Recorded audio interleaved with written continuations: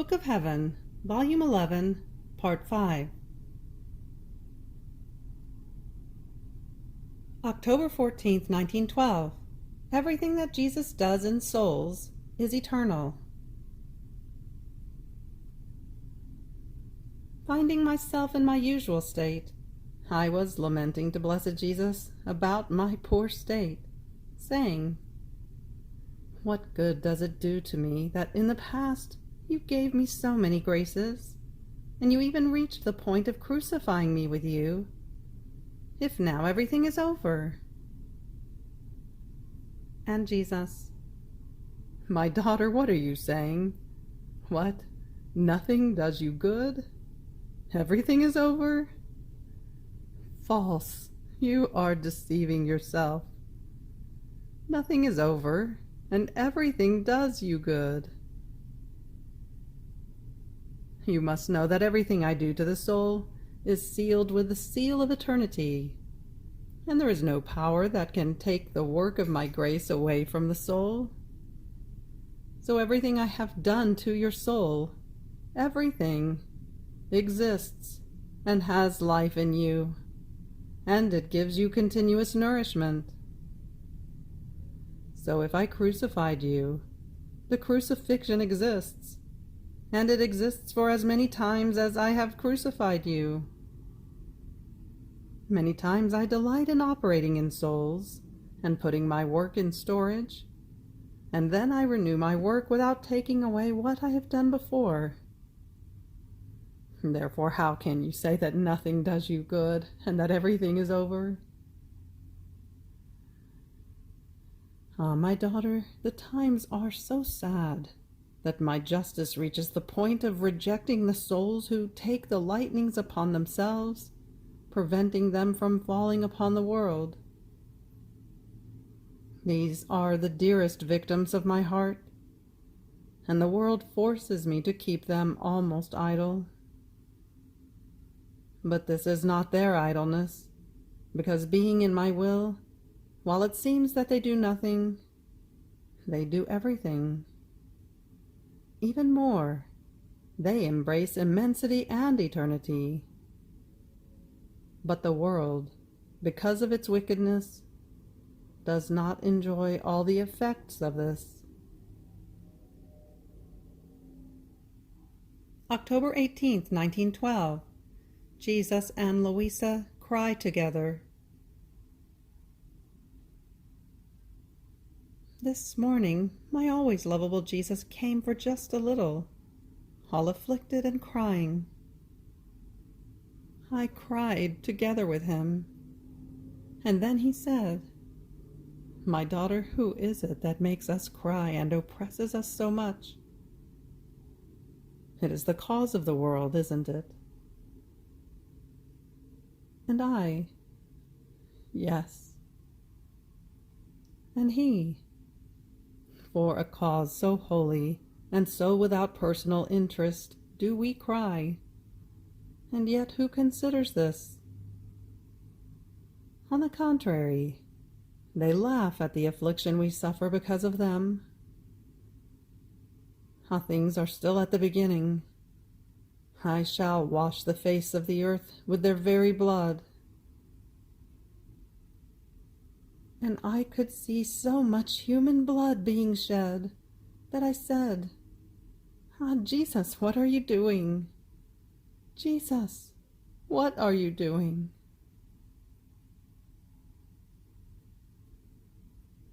November 1st, 1912. The soul who thinks about herself impoverishes herself and feels the need for everything. The soul who lives in the divine will does not think about herself. She lacks nothing and needs nothing. Being very afflicted because of the privation of my adorable Jesus, I was praying and repairing for all.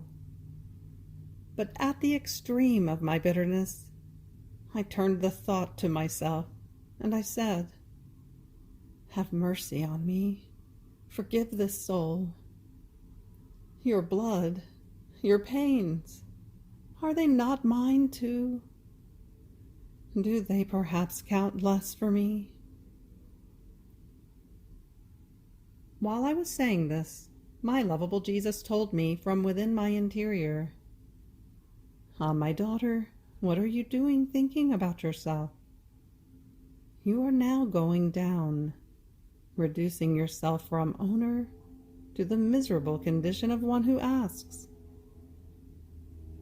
Poor daughter, by thinking of yourself, you impoverish yourself, because in my will you are the owner, and you can take anything you want on your own. If there is anything to do in my will, it is to pray and to repair for others. And I, most sweet Jesus, you love so much that those who live in your will do not think about themselves. And you, do you think of yourself? What an inappropriate question. And Jesus, no, I do not think about myself. Those who need something think about themselves. I need nothing. I am sanctity itself, happiness itself, immensity, height, and depth themselves. I lack nothing, nothing. My being contains all possible and imaginable goods within itself. If any thought occupies me, it is for mankind, that I released from myself, and that I want to return into myself. And in this same condition do I place the souls who truly want to do my will. They are one with me, and I render them the owners of my goods, because in my will there is no slavery. What is mine is theirs, and whatever I want, they want as well. So, if one feels the need of something, it means that she is not really in my will. Or at the most, she makes some dissents, just as you are doing right now. Nothing less. Does it not seem strange to you that the one who has formed one single thing, one single will, with me, asks me for mercy, pardon, blood, pains, when I made her the owner together with me? I do not know what mercy, what pardon to give her, since I gave her everything. At the most, I should have mercy on myself, or forgive myself some fault. That can never be. Therefore I recommend that you not leave my will, and that you continue not to think about yourself, but about others. Otherwise you would impoverish yourself, and would feel the need for everything. November 2nd, 1912. How the soul must recognize herself only in God. Continuing in my affliction, I was saying to myself, I no longer recognize myself. Sweet life of mine, where are you? What should I do to find you again? Without you, my love, I cannot find the beauty that embellishes me, the strength that fortifies me, the life that vivifies me. I lack everything. Everything is death for me, and life itself without you is more harrowing than any death. Ah, it is a constant dying. Come, O Jesus, I can take no more. O Supreme Light, come. Don't make me wait any more. You, let me feel the touch of your hands. But as I try to grab you, you escape me.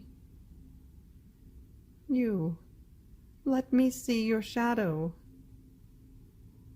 But as I try to look into the shadow, at the majesty and the beauty of my Son, Jesus, I lose both shadow and sun.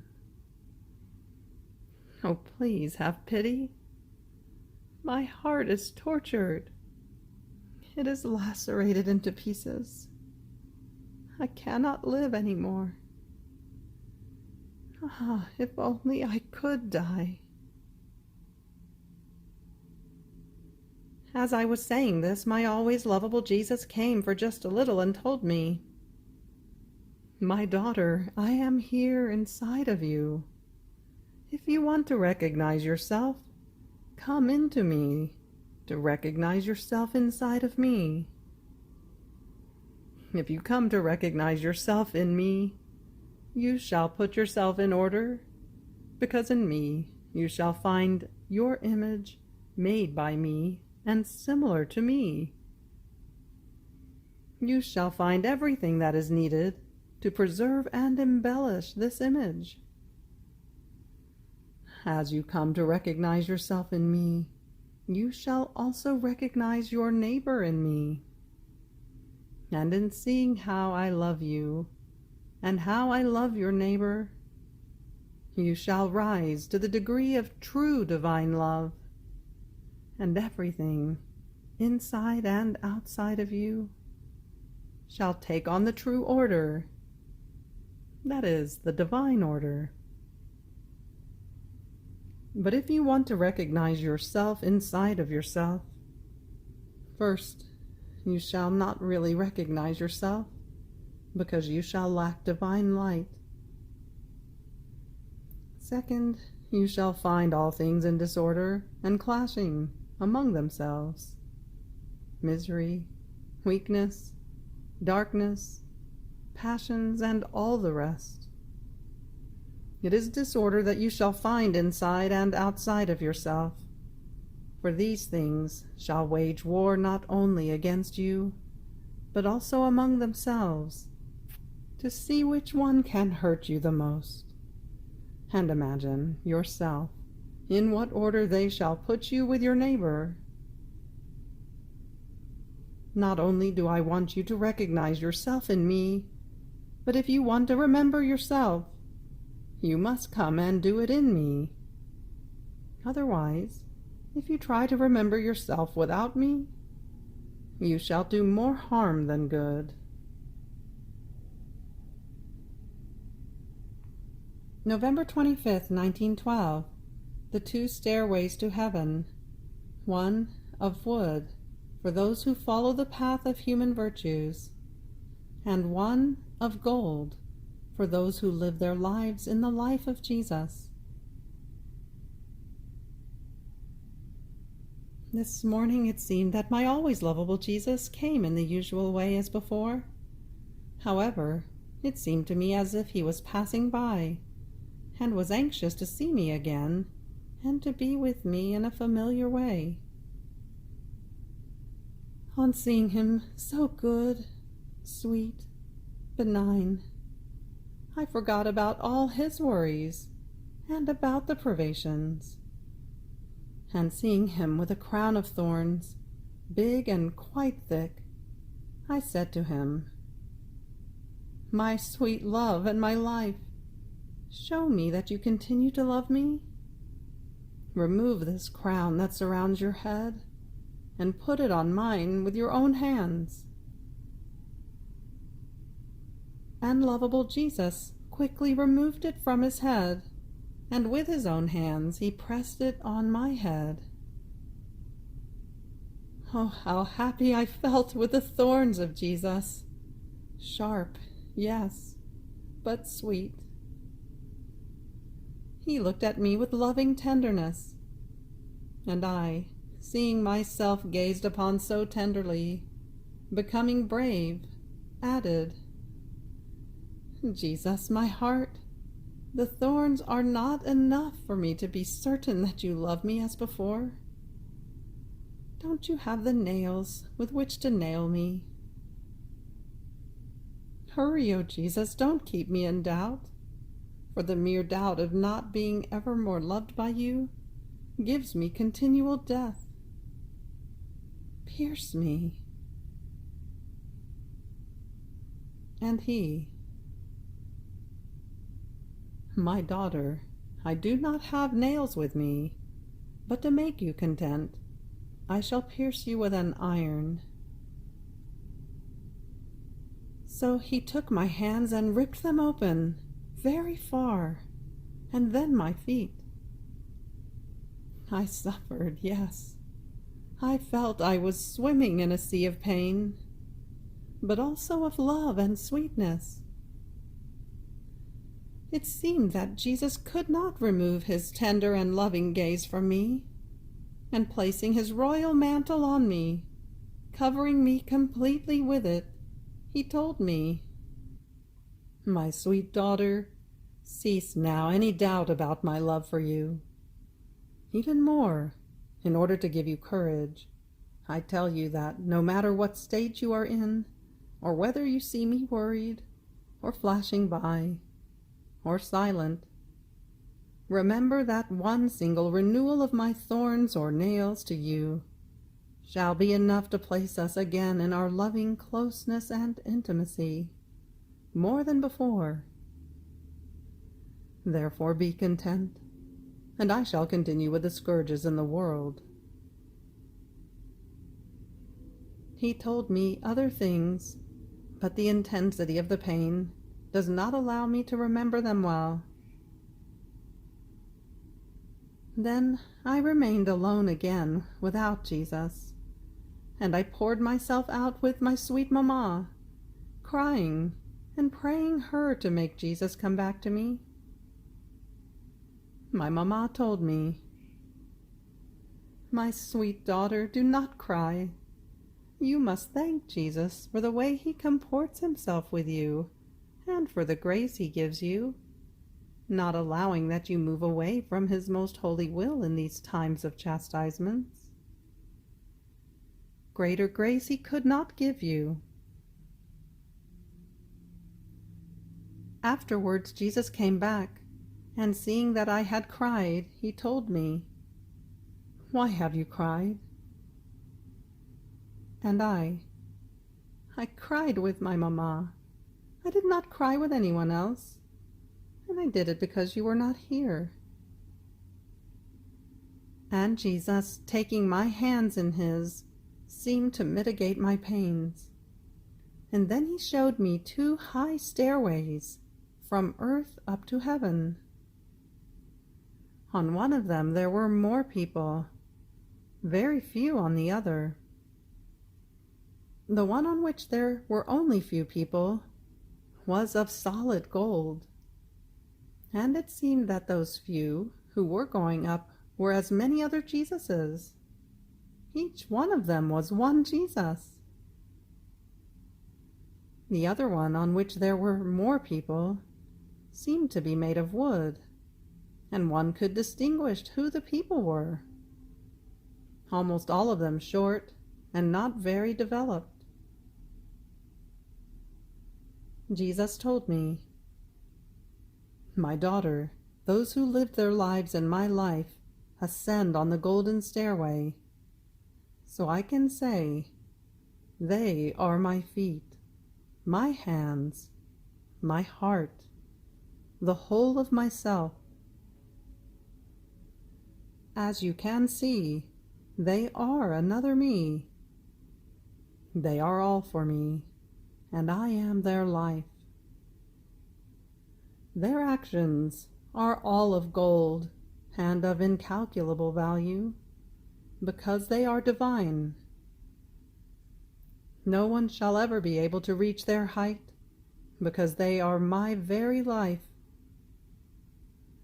Almost without anyone knowing them, because they are hidden in me, only in heaven shall they be perfectly known. On the wooden stairway there are more souls. These are the souls who walk along the way of the virtues, yes, but not in union with my life, and with the continuous connection of my will. Their actions are of wood, therefore their value is minimal. These souls are short, almost scrawny, because many human purposes are mixed in with their good actions, and human purposes produce no growth. They are known to everyone, because they are not hidden in me, but in themselves. Therefore no one covers them. They shall not cause any surprise for heaven, since they were known also on earth. Therefore, my daughter, I want you completely in my life, with nothing in yours, and I entrust to you the ones you know and see, that they may keep themselves strong and constant on the stairway of my life. He pointed to me someone whom I know, and disappeared. May everything be for his glory. December 14th, 1912. The one who is in the divine will, embracing everything, praying and repairing for all, takes within herself alone the love that God has for all. The one who is completely in the divine will is not subject to temptation. This morning, when my always lovable Jesus came, he tied me with a golden thread and told me, "My daughter, I do not want to tie you with ropes and chains. Shackles and iron chains are used with rebels, but with the docile, with those who want no life other than my will and take no food other than my love, just a thread is enough to keep them united with me. And many times I do not even use this thread. They are so deeply into me as to form one single thing with me, and if I use the thread, it is almost a play around them." While Jesus was tying me, I found myself in the endless sea of the will of my sweet Jesus, and as a consequence, in all creatures. And I kept going in the mind of Jesus, in the eyes of Jesus, in his mouth, in his heart, as well as in the minds, in the eyes, and in everything else of the creatures, doing all that Jesus did. Oh, how with Jesus one embraces all. No one is excluded. Then Jesus added, "The one who is in my will, embracing everything, praying and repairing for all, takes within herself alone the love I have for all. The love I have for everyone, she encloses in just herself, and for as much as I love her, she is equally dear to me and beautiful. She leaves everyone behind."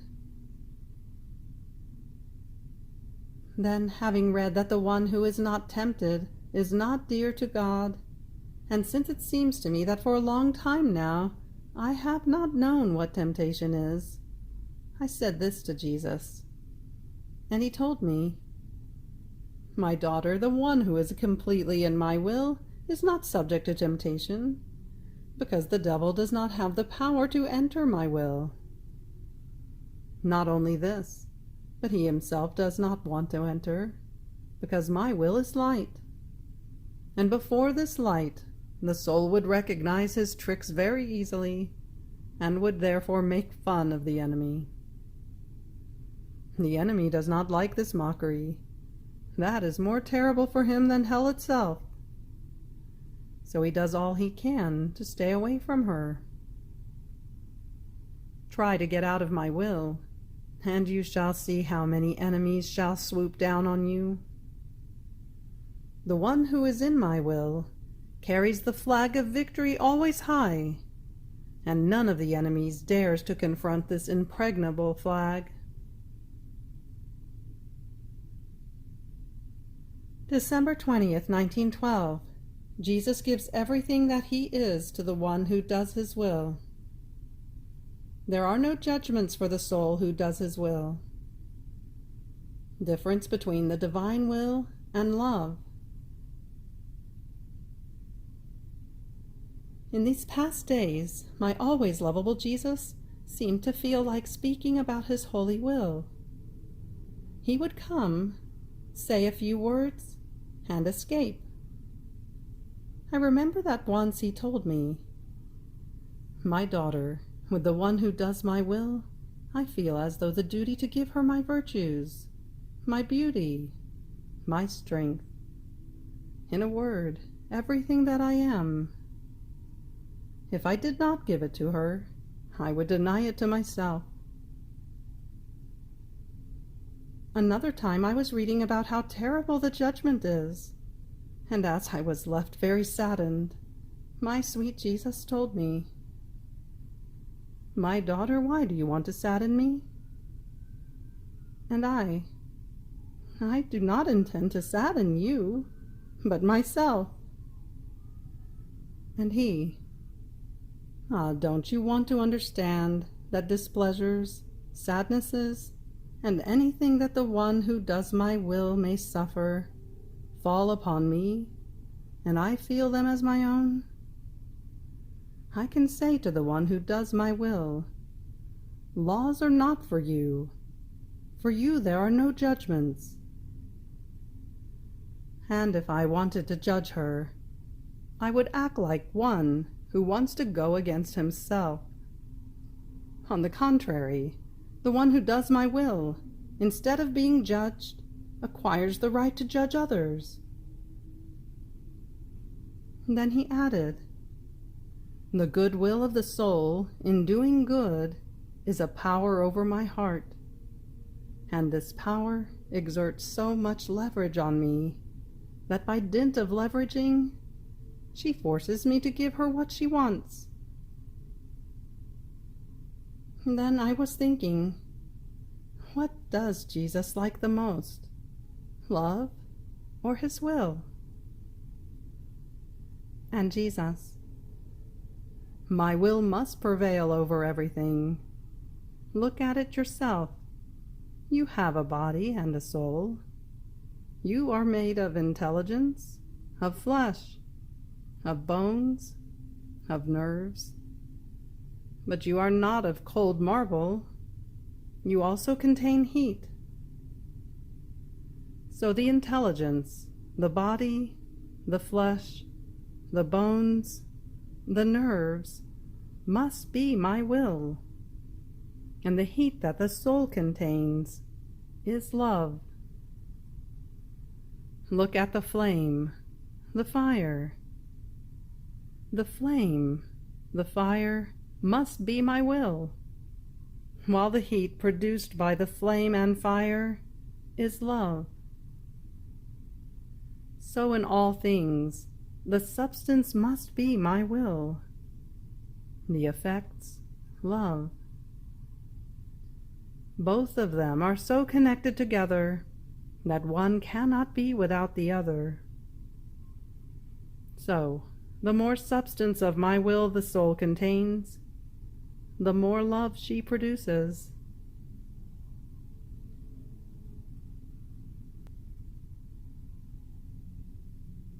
You have reached the end of the Book of Heaven, Volume 11, Part 5.